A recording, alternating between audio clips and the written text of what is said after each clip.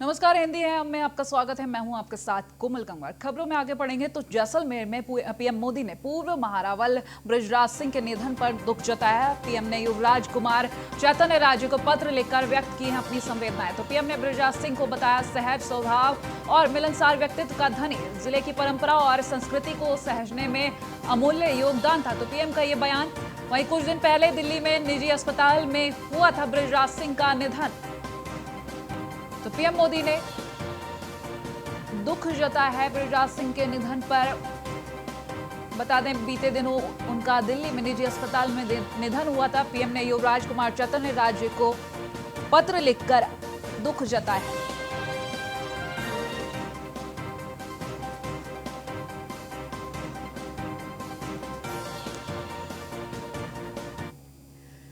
तो बस्तर पुलिस ने शनिवार को नववर्ष समारोह का आयोजन किया है। तो जहां आईजी सुंदरराज पी ने पत्रकारों से चर्चा करते हुए बीते वर्ष 2020 की पुलिस की उपलब्धियां गिनाई और रेंज की पुलिस के कार्यों को संतोषप्रद बताया। उन्होंने पिछले 4 साल के आपराधिक आंकड़ों को भी पेश किया और तुलनात्मक रूप से चोरी, एनडीपीएस, अपहरण, आवश्यक वस्तु अधिनियम, धोखाधड़ी सहित अन्य आपराधिक मामलों में कमी और शीलभंग, लूट, बलात्कार, बलवा मारपीट में वृद्धि आने की जानकारी दी। चर्चा के दौरान बस्तर आईजी सुंदरराज पी ने बताया कि 2019 में नक्सलियों के खिलाफ रणनीति में बड़ा बदलाव किया गया है।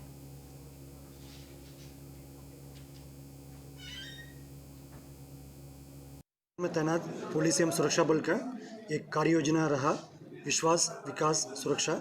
ये त्रिवर्णीय कार्य योजना के तहत नक्सल समस्या के समाधान की दिशा में लगातार कार्रवाई की गई थी। स्थानीय पुलिस बल के साथ साथ केंद्रीय अर्धसैनिक बल जैसा सीआरपीएफ, बीएसएफ, आईटीबीपी, एसएसबी, तमाम सुरक्षा बल द्वारा मिलकर बस्तर क्षेत्र में नक्सल समस्या के समाधान की दिशा में काम किए गए थे।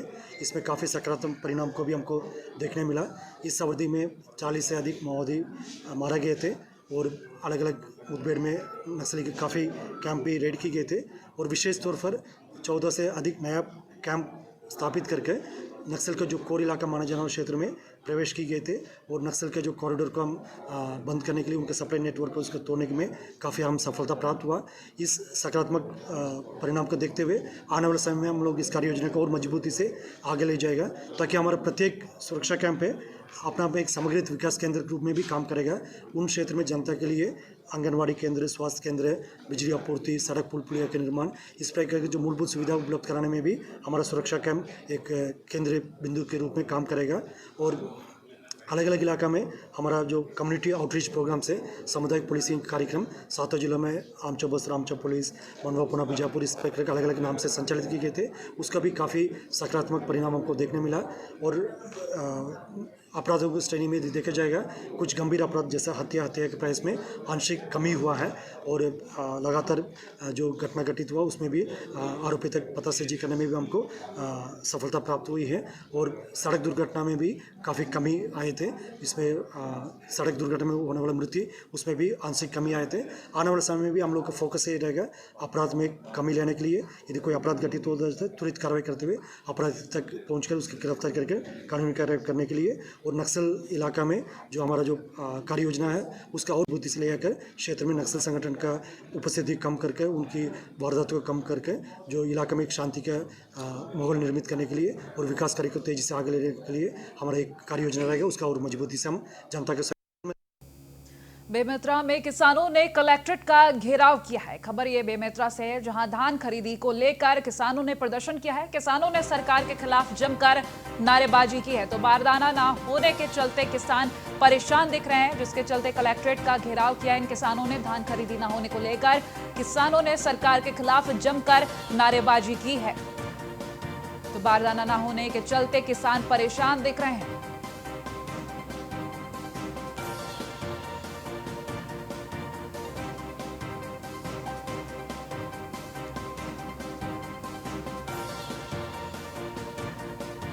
किसान के पास बोरा नहीं है, बारदाना नहीं है। पिछले 2.5 साल से भटक रहे हैं। धान मिंजाई या 2.5 साल 2.5 महीने 3 महीने तो धान मिंजाई हो चुका है। आज किसान का धान नहीं खरीदा जा रहा है, उनको टोकन नहीं दिया जा रहा है, हर जगह काला बाजारी है। सरकार बोलती है कि कोरोना की वजह से जूट मिल बंद हो गया है तो बारदाने नहीं मिल पा रहे हैं। अरे ये कोई हंसी की पात्र है सरकार चलाना? सरकार की जवाबदारी होती है, जब उन्होंने घोषणा किया है किसानों को एक एक दाना धान खरीदेंगे और सही समय में खरीदेंगे। एक समय लेट धान खरीदना शुरू किया गया, पहले नवंबर में खरीदा जाता था, दिसंबर में शुरुआत किया गया, 2 महीने का समय दिया गया, जनवरी बचा है। जिस किसानों का धान नहीं बिका वो क्या करेंगे?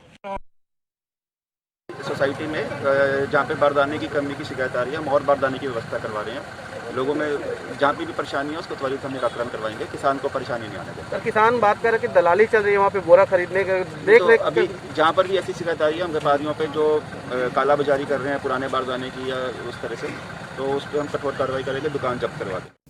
खबर दुर्ग से, जहां सीएम भूपेश बघेल ने मोतीलाल वोरा को श्रद्धांजलि दी है। 13वीं में शामिल होकर उन्होंने श्रद्धा सुमन अर्पित किए, जहां 13वीं सभा में कांग्रेस महासचिव पीएल पुनिया भी मौजूद रहे।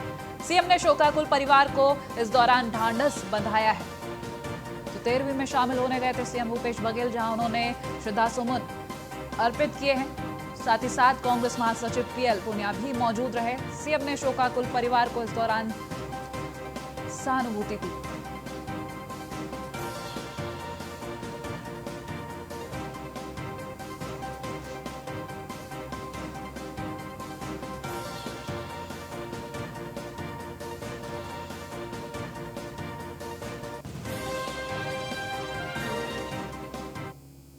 हमको ये पता नहीं था कि 3 दिसंबर को मुलाकात हुई थी, 20 दिसंबर को उसकी जन्मदिन, और यही दुर्ग ही आए थे आदिवासी समाज का सम्मेलन, और हेलीकॉप्टर में बैठे बैठे मैंने कहा वोरा जी से बात लगाओ, हम लोग कांग्रेस जी के साथ एक सामाजिक कार्यक्रम में जा रहे थे।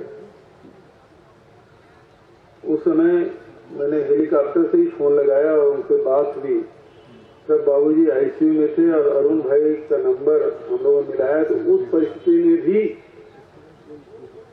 जब वो बहुत तकलीफ में थे तब भी वो बात करना नहीं छोड़े। और क्या हाल चाल है? मैंने कहा सब ठीक है बाबूजी, आपको जन्मदिन की बधाई देने के लिए मैंने फोन लगाया, बहुत बहुत धन्यवाद। ये उनकी आखिरी शब्द।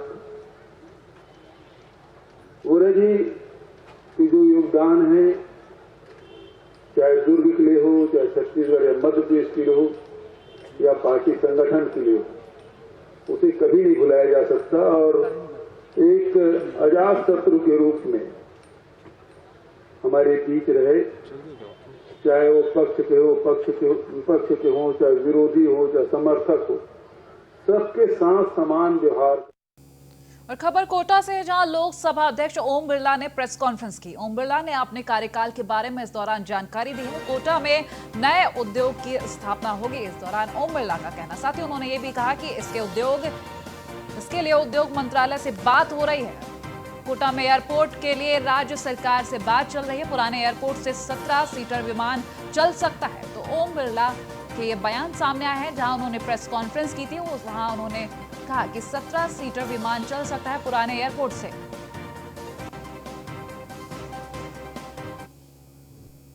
राज्य के मुख्यमंत्री जी को पत्र लिखा है, मुझे लगता है कि वो सकारात्मक रूप से जल्दी इस पर निर्णय करेंगे। वैसे पर्यटन को लेकर के काफ़ी संभावना है, लेकिन जिस गति से काम हो रहा है उस गति से यहाँ पर्यटक आए, इसको लेकर के कोई विशेष प्रयास?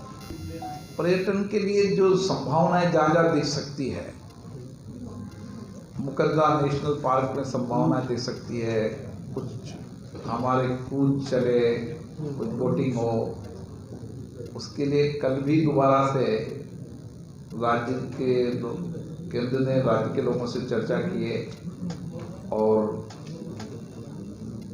मेरी भी खुद भी मंत्री से बुलाकर मैंने चर्चा की थी, और यहाँ पर आकर वो विजिट भी करके गए हैं।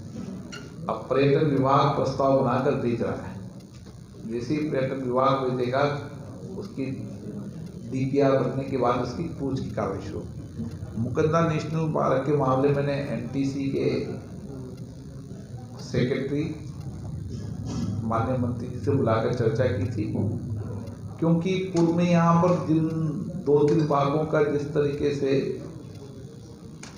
आकस्मिक घटना हुई, निश्चित रूप से हम सब के लिए चिंता का विषय था। तो एनटीसी इसके लिए पूरी की पूरी स्टडी करा रही है, और एनटीसी ने कहा है कि हम स्टडी करने के बाद बाघ लाने के लिए राज्य में लिखेगा तो अन्य राज्यों से हमारी सहमति बनी, हम बाघ लेकर यहाँ पर आ जाएंगे। लेकिन एनटीसी ने स्टडी करने के लिए इसको समय दिया 3-4 महीने का। जब एनटीसी स्टडी कर लेगी तब हम निश्चित रूप से यहाँ पर नए बाघ लाने की कार्य योजना बना पाएंगे। वहीं महाराष्ट्र के औरंगाबाद का नाम बदलने को लेकर महाराष्ट्र की राजनीति गर्माती हुई नजर आ रही है। बता दें तो वहीं शिवसेना सांसद संजय राउत ने भी अपनी प्रतिक्रिया दी है। इस दौरान महाराष्ट्र के औरंगाबाद का जो नाम बदलने को लेकर बात कही जा रही है, उसको लेकर प्रतिक्रिया सामने आई संजय राउत की। कोई राजनीति नहीं, संभाजीनगर की औरंगाबाद का संभाजीनगर नामकरण बाला साहब ठाकरे जी ने किया था। उसे 30 साल हो गए। अब सिर्फ सरकारी कागज पे बदलना है। मुझे लगता है महाविकास आघाड़ी में ये कोई मतभेद का विषय नहीं है।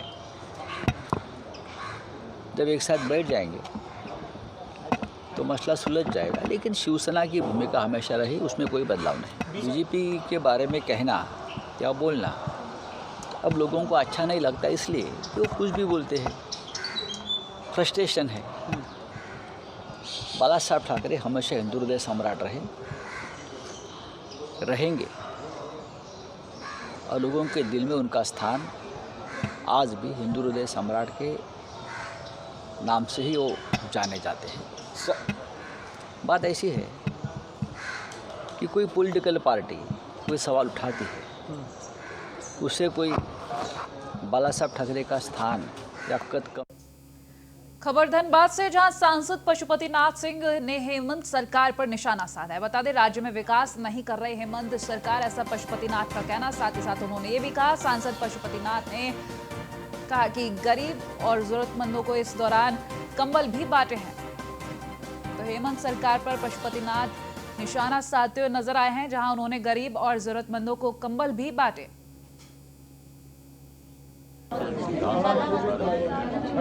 ये हम अंत्योदय जो समाज का अंतिम व्यक्ति है, चाहे वह आर्थिक दृष्टिकोण से हो, राजनीतिक दृष्टिकोण से हो, सामाजिक दृष्टिकोण से हो, शैक्षणिक दृष्टिकोण से हो, किसी दृष्टिकोण से पीछे है तो उसको कहीं न कहीं मददगार हम लोग को, और वह भावना भी हम लोग के इस कंबल वितरण कार्यक्रम में है।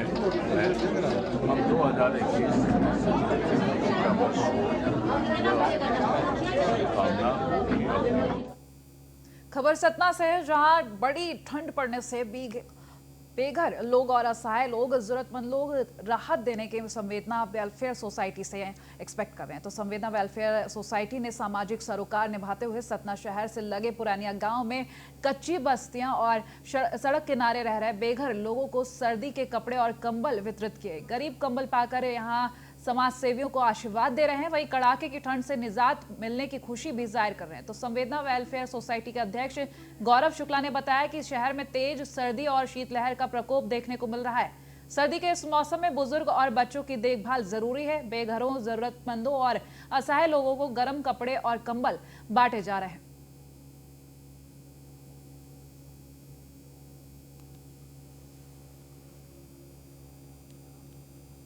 खबर है अहमदाबाद से, जहां निकोल में दिन दहाड़े बदमाशों का आतंक देखने को मिला। बता दें बदमाशों ने दुकानदार पर फायरिंग कर दी।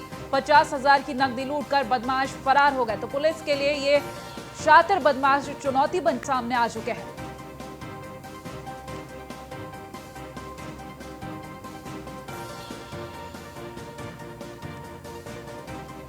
50,000 की नकदी लूटकर ये बदमाश फरार हो गए। बता दें निकोल में दिन दहाड़े बदमाशों का आतंक देखने को मिला। दुकानदार पर फायरिंग कर 50,000 की नकदी लूटी है इन बदमाशों ने और मौके से फरार हो गए। तो जिसके कारण पुलिस के सामने ये बदमाश एक बड़ी चुनौती बनकर सामने आ रहे हैं।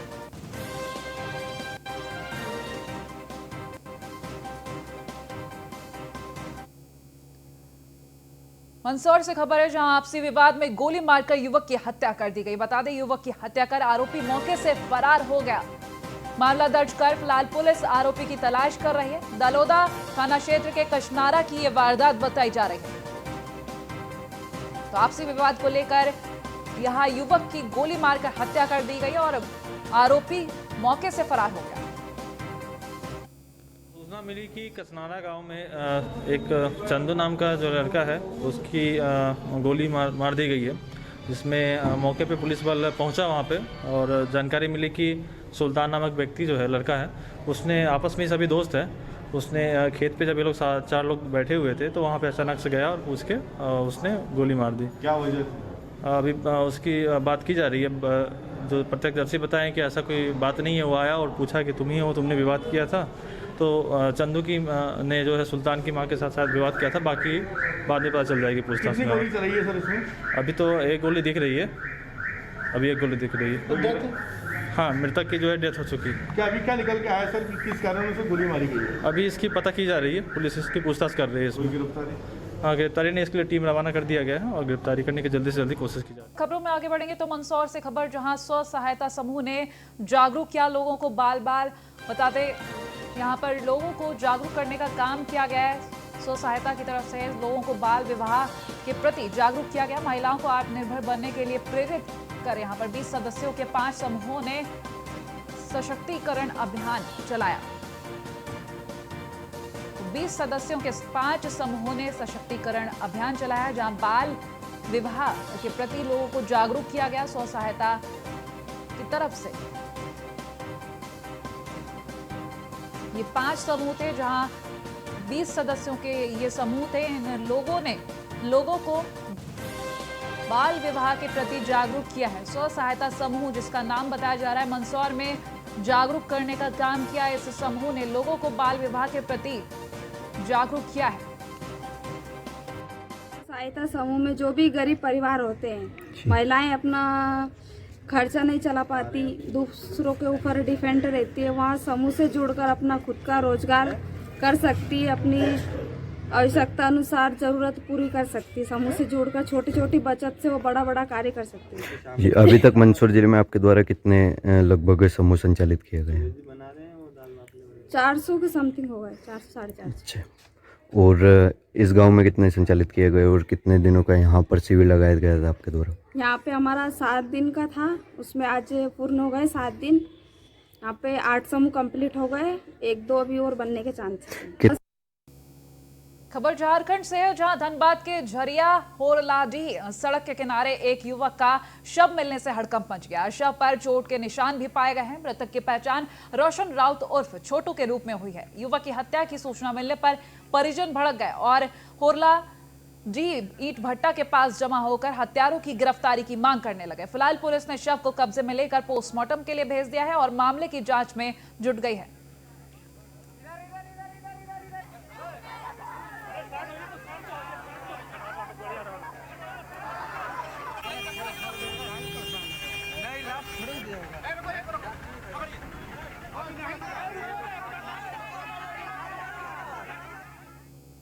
वहीं महाराष्ट्र में शहरों का नाम बदलने को लेकर राजनीति गर्मा रही है। बता दें, शहरों का नाम बदलने को लेकर सत्ता पक्ष शिवसेना आक्रामक होती दिखाई दे रही है। शिवसेना के शिरडी के सांसद सदाशिव लोखंडे ने अहमदनगर का नाम बदलकर अंबिकापुर करने की मांग की है। औरंगाबाद के नाम को लेकर पहले ही कांग्रेस और शिवसेना की तरफ से विरोधी बयान दिए जा रहे हैं।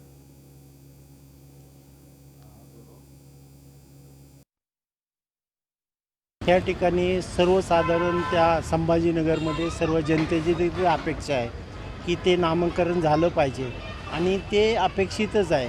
औरंगाबाद आपल्याकडे जे होऊन गेले ते आपल्या देशातले नाही, पण त्या लोकांची मागणी आहे तिथली संभाजीनगर व्हावा हे खासदार म्हणून माझी देखील त्या ठिकाणी आहे। ह्या संदर्भात आमचे नेते आणि राज्याचे मुख्यमंत्री योग्य ते निर्णय घेतील, पण नगर जिल्ह्याचं पण अंबिकानगर करावं ही देखील त्यावेळेस मागणी आहे आणि त्या मागणीचा आम्ही पाठपुरावा करू आणि त्या संदर्भात राज्याचे मुख्यमंत्री आमचे नेते ह्या संदर्भात योग्य तो निर्णय। या ठिकाणी अनेक वर्षापासून ही शिवसेनेची देखील मागणी आहे आणि शिवसेनेची युतीची देखील त्या ठिकाणी मागणी होती, म्हणून त्या ठिकाणी आम्ही मागणी करतो की त्याला योग्य बुद्धी होईल आणि संभाजीनगर लवकर संभाजीनगर अंबिकानगर दोन्ही ठिकाणी मागणी होऊन नामकरण होईल ही अपेक्षा करतो। तिन्ही पक्षाचे नेते या ठिकाणी सामाजिक करून हा निर्णय घेतील, राज्याचे मुख्यमंत्री त्या संदर्भात योग्य। वहीं औरंगाबाद शहर का नाम बदलने को लेकर संजय निरूपम ने कहा कि नाम बदलना राज्य सरकार के लिए खतरा बन सकता है। इन पार्टियों की सरकार चल रही है और तीनों पार्टियों ने मिलकर के एक कॉमन मिनिमम प्रोग्राम बना रखा है और इस कॉमन मिनिमम प्रोग्राम के हिसाब से ही सरकार को काम करना है। और ऐसे में अगर कोई एक सहयोगी दल या कोई एक घटक दल अगर अपना कोई एजेंडा इस सरकार पे थोपना चाहेगा तो निश्चित तौर पर यह सरकार के कॉमन मिनिमम प्रोग्राम का उल्लंघन होगा। और इसलिए औरंगाबाद शहर के नाम बदलने के लिए जो एक जिद शिवसेना की चल रही है वो जिद निश्चित तौर पर गठबंधन धर्म के खिलाफ है और बहुत ज्यादा जिद करेंगे तो सरकार के लिए खतरा बन सकता है। रह गई बात औरंगजेब और छत्रपति संभाजी महाराज का, तो औरंगजेब ने 1669 में काशी में बाबा विश्वनाथ के मंदिर को तुड़वाया था और उसके बाद 1670 में मथुरा में कृष्ण भगवान के मंदिर को तुड़वाया था। यह एक ऐतिहासिक सच और इस सच को कोई मिटा नहीं सकता और इस सच को कोई झुठला नहीं सकता। और कांग्रेस पार्टी ने कभी भी इन घटनाओं का समर्थन नहीं किया, औरंगजेब की इन हरकतों का कभी समर्थन नहीं किया। रही बात संभाजी महाराज का, उनके प्रति एक जबरदस्त श्रद्धा है। न सिर्फ महाराष्ट्र में कांग्रेस के लोगों या शिवसेना के लोग, दुनिया भर के लोग संभाजी महाराज को एक अपना आराध्य मानते हैं और उनका जो एक वीरता थी, उनकी जो बहादुरी थी, वो जो जिस योद्धा की तरह लड़े, उसका हमेशा हमने सम्मान किया और उसके लिए हम वंदनीय रहे। तो संभाजी महाराज का नाम जबरदस्ती थोपने के इस विषय का विरोध अगर कांग्रेस कर रही है, इसका मतलब ये नहीं कि हम संभाजी महाराज के उन तमाम जो आत्मसर्ग था उसके खिलाफ है, बल्कि हम ये कहना चाहते हैं कि नाम बदलना जरूरी नहीं है, काम करना जरूरी।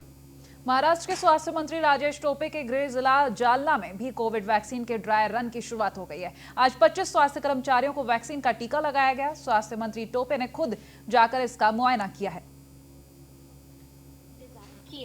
स्वास्थ्य मंत्री टोपे ने बताया कि महाराष्ट्र कोरोना टीकाकरण के लिए तैयार है और आज प्रशासन की तत्परता देखने के लिए ड्राई रन का एक अभ्यास किया गया। आणि जे एंझायटी असते, एक वॅक्सिनेशन नंतरचा एक कॉमन साधारण स्ट्रेस असतो, तर तो पण नसायला हवा।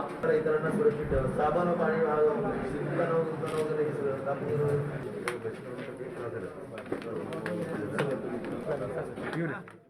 लेकिन बहुत सीरियस इसका रिएक्शन नहीं होता है, नॉमिनल होता है, तो उसका पूरा जो भी व्यवस्था है वो की जाती है और उनको पूरा इंस्ट्रक्शन दिया जाता है वहाँ पर कि सेकेंड वैक्सीनेशन है, क्योंकि 2 डोज के वैक्सीनेशन है, सेकेंड डोज कब रहेगा। और आपको अभी वैक्सीनेशन दिया है तो इसका मतलब ये नहीं है कि आप अभी बेफिक्री से कहीं पर भी घूम सकते हैं या कुछ भी कर सकते हैं, ऐसा नहीं होता है। 2-3 महीना उसको ऑब्जर्व करना पड़ता है, इसीलिए मास्क और हैंड सैनिटाइज और सोशल डिस्टेंसिंग, ये जो कोविड अप्रोप्रिएट बिहेवियर है इसको मेंटेन करना है, ये भी इंस्ट्रक्शन उनको दिया जाता है। और पूरा समझा के उनको जो नेक्स्ट तारीख है उसके बारे में जानकारी देते हुए उनको भेजा जाता है। गवर्नमेंट ने एक कंपनी को अभी इमरजेंसी के लिए वैक्सीनेशन के लिए क्लियर किया है, लेकिन कुल मिला के 8 कंपनीज है, 8 कंपनीज है, जिसमें 2 कंपनीज जो है भारत बायोटेक और सीरम इंस्टीट्यूट, इन्होंने फेज़ 3 कंप्लीट किया है, इसीलिए उनको ग्रीन सिग्नल दिया जा रहा है। लेकिन बाकी के कंपनी जो है वो फेज़ 2, फेज़ 3 के इसमें काम कर रहे हैं, कुछ अभी जस्ट बिगिनिंग स्टेज में है।